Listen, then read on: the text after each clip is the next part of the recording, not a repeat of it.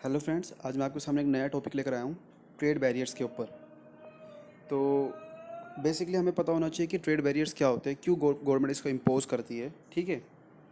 तो हम सबको पता है कि गवर्नमेंट एक्सपोर्ट्स को बहुत ज़्यादा प्रमोट करती है। वो ये चाहती है कि हमारा एक्सपोर्ट्स इंक्रीज़ हो।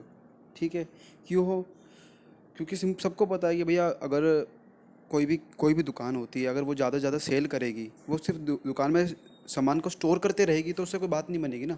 अगर वो सेल करेगी, प्रॉफिट कमाएगी, तभी तो बात बनेगी उसके लंबे ग्रोथ के लिए। तो सेम होता है गवर्नमेंट के साथ। अगर वो एक्सपोर्ट करते हैं हमारी कंट्री, तो फॉरेन एक्सचेंज रिजर्व हमारे पास आता है, जिससे कि हम फाइनेंशियल क्राइसिस कभी कुछ होता है ऐसे, तो हम उसको यूज़ कर सकते हैं एज अ सेविंग, और डेवलपमेंट पर्पज़ के लिए भी यूज़ होता है। वो एक एक्स्ट्रा प्रॉफिट्स बन जाता है वो इंडिया का। ठीक है। तो ये तो हमें पता लग गया कि भाई गवर्नमेंट एक्सपोर्ट को प्रमोट करती है। गवर्नमेंट ने बहुत सारी स्कीम्स बना रही है। MEIS होगी, मर्चेंडाइज एक्सपोर्ट एक्सपोर्ट स्कीम होगी। फिर हमारी सर्विस के लिए बना रखी है SEIS स्कीम। ठीक है। और भी बहुत सारी स्कीम बना रखी है, बहुत सारे SEZ जोन्स बना रखे हैं, BHTP पार्क्स बना रखे हैं बहुत सारे। ठीक है। तो गवर्नमेंट चाहती है कि ओवरऑल डेवलपमेंट हो। ओवरऑल के लिए गवर्नमेंट चाहती है कि इलेक्ट्रॉनिक प्रोडक्ट्स है उनके लिए अलग वो बना रखा है उन्होंने, गवर्नमेंट ने स्कीम्स। मर्चेंट गुड्स के लिए अलग बना रखी है, आपके सर्विसेज के लिए अलग बना रखी है, सबके लिए अलग अलग बना रखी है। तो इस वाले हम टॉपिक में सिर्फ हम ये जाने जाएंगे कि क्या क्या ट्रेड बैरियर्स होते हैं। उससे जानने से पहले हमें ये पता होना चाहिए कि ट्रेड बैरियर्स लगाते क्यों हैं। देखो, हम जब बाहर से सामान मंगाते हैं, जब हमने बोला कि एक्सपोर्ट करेंगे तो सामान हमारे पास फॉरेन एक्सचेंज रिजर्व आएगा। जब हम इंपोर्ट करेंगे तो जाएगा भी तो सही। हम किसी दूसरे बंदे को जो दूसरी कंट्री में रहता है उसको पैसे तो पे करेंगे। ठीक है। तो इसको भी रोकना है हमें। हम रोक तो नहीं सकते बिल्कुल, लेकिन हाँ इतना है कि हम इसको कम ज़रूर कर सकते हैं। हमें कम करने की होना चाहिए। अगर हमारी कंट्री में वो सेम प्रोडक्ट मिल रहा है तो हम बाहर से इंपोर्ट क्यों करें इसको। ये होता है इसके अंदर से। ठीक है। तो गवर्नमेंट दो तरीके से लगाती है बैरियर्स। एक होता है टैरिफ बैरियर्स, एक होता है non tariff barriers. Tariff barriers होते हैं बेसिकली मॉनेटरी टर्म्स में होता है, इसमें ड्यूटी लगाई जाती है, पैसे मिलते हैं गवर्नमेंट को। ठीक है। और जो हमारा नॉन टैरिफ बैरियर्स होता है, ये क्वांटिटी पे लगाया जाता है कि भैया इतनी क्वांटिटी से ऊपर नहीं आएगी। ठीक है। इस टाइप का कुछ सिनारियो होता है। हम आगे डिस्कस करते हैं इसको। जैसे कि मैंने बोला टैरिफ बैरियर्स, अभी मैं फर्स्ट पार्ट के अंदर छोटी सी वीडियो बनाऊंगा। फर्स्ट पार्ट के अंदर टैरिफ बैरियर्स बता दूंगा अभी आज के दिन में ही, और सेकंड पार्ट में मैं नॉन टैरिफ बैरियर्स बता दूंगा इसके। ठीक है। देखो, इसको डिवाइड किया गया है चार पार्ट्स में। on the basis of the origin, on the basis of the qualification, on the basis of the purpose and on the basis of the relation। पहली बात करते हैं ओरिजिन के पर्पस पे। एक होता है एक्सपोर्ट, एक होता है इंपोर्ट। चलो, हमें इंपोर्ट ड्यूटी का तो पता लग गया। जब बाहर से सामान आ रहा है, हमें उसको थोड़ा सा, जिससे क्योंकि हमें पता है बाहर से सामान आएगा तो गवर्नमेंट उसका टैक्स कलेक्शन करने के लिए अपने पास ड्यूटी कलेक्ट कर लेती है उनसे, सिंपल सी बात है। लेकिन एक्सपोर्ट पे भी ड्यूटी लगती है, ऐसा तो मैंने पहली बार सुना है। लेकिन सही है, क्योंकि देखो जैसे कि आज आज के केस में देख लो। अगर मैं बोल रहा हूँ कि अभी महामारी चल रही है कोविड की। ठीक है। इस केस में लोग बाहर अगर एक्सपोर्ट करेंगे मास्क को और सैनिटाइजर्स को, जो कि हमारी इंडिया को भी रिक्वायरमेंट है, पहली बात तो गवर्नमेंट इसको ब्लॉकेट कर देगी, रोक देगी। ऐसी चीज़ों पे पाबंद लगा देगी, ये इलीगल होगा।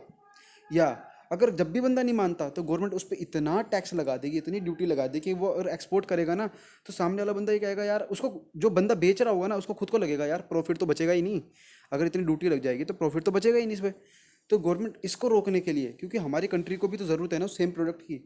अगर हमने एक्सपोर्ट कर दिया आज, कल को फिर वापस मंगाएंगे हम अपने पास, तो ये प्रॉब्लम हो जाएगी इससे। ठीक है।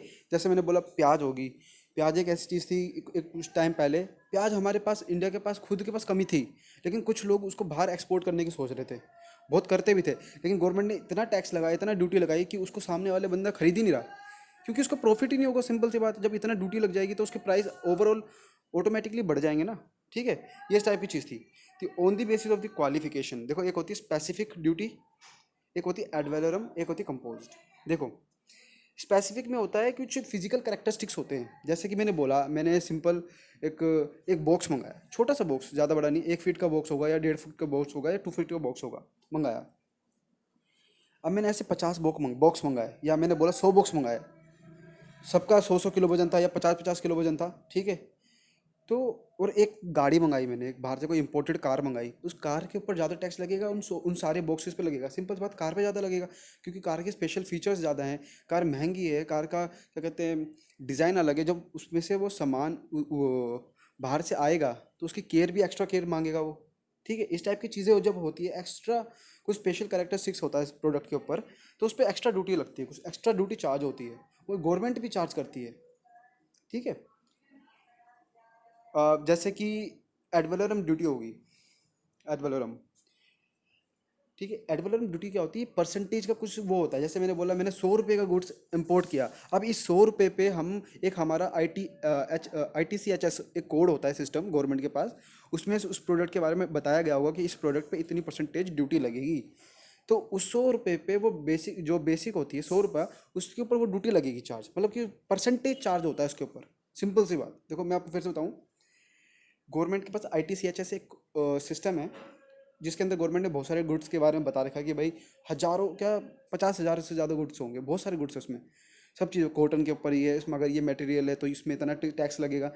तो उसमें बता रखा है कि 4.5, मैंने मान चला 4.5% लिखा हुआ है पर्टिकुलर गुड पे। मेरी 100 रुपये की कीमत है, उस 100 रुपये पे 4.5% लग जाएगा, 4.5 रुपये गवर्नमेंट के खाते में चले जाएंगे as an ad valorem duty. और कंपोस्ट में क्या होता है, अगर कंपोस्ट का मतलब होता है इन दोनों का मिक्सचर, स्पेसिफिक और एड वैलोरम का। कोई अगर मेरा स्पेशल चीज़ है और मैं एड वैलोरम भी चार्ज कर रहा हूँ, तो उसके कुछ, जैसे मैंने बोला 1 करोड़ की गाड़ी है, 1 करोड़ का 4.5% मेरे को टैक्स गवर्नमेंट को जब मिलेगा।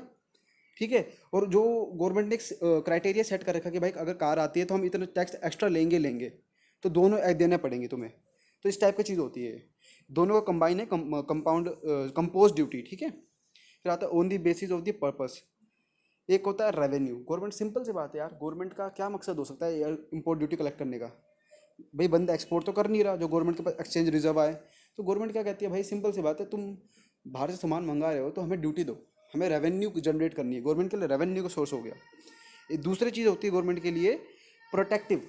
अब देखो क्या हुआ, इंडिया की मार्केट है, इंडिया की मार्केट के अंदर बहुत सारी कंपनियाँ, छोटी बड़ी कंपनियाँ हैं। अब मैं चाइना का एग्जाम्पल लेता हूँ, क्योंकि उसमें चाइना का एग्जाम्पल सबसे बेस्ट फिट होता है। एंटी डंपिंग की बात करता हूँ।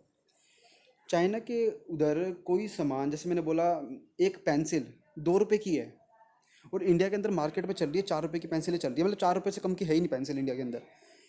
लेकिन वो चाइना वाला बंदा इंडिया के अंदर वो पेंसिल 1 रुपये की बेचता है। तो आप समझ सकते हो कैसे कर रहा है वो, क्या गेम खेल रहा है। पहले से ही कम थी, लेकिन चाइना में 2 रुपये की थी, लेकिन वो अपने इंडस्ट्री, अपनी कंट्री से भी कम रेट में बेच रहा है हमें। इसका मतलब क्या है, वो हमारी कंट्री के जितने भी कंपटीशन है उसको ख़त्म करना चाहता है। ये इलीगल हो गया एक तरीके से, प्राइस डिस्टोर्शन कर रहा है वो। इस केस में क्या होगा, इस केस में सिंपल सा गवर्नमेंट इंटरवेंट करेगा, और गवर्नमेंट क्या करता है, गवर्नमेंट उस पर इतना टैक्स लगा देगा कि वो उसका लेवल बराबर कर देगा सबकी वजह से।